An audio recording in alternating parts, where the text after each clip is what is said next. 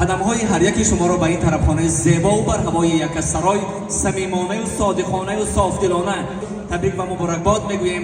تمنای آن رو میکنیم که کشتی بختی شاه ملکه همیشه در اقیانوس محبت در شنا باشد. زندگی زیباست، هستی دوست داشتنی است، دقیقه ها باشند غنیمتند. پس میگوییم که لحظه لحظه چیست؟ زندگی است.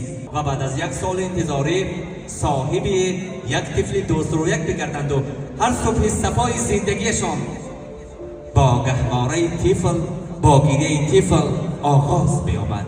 یک ترسک تاجیکی بله. بهر پدر و مادران.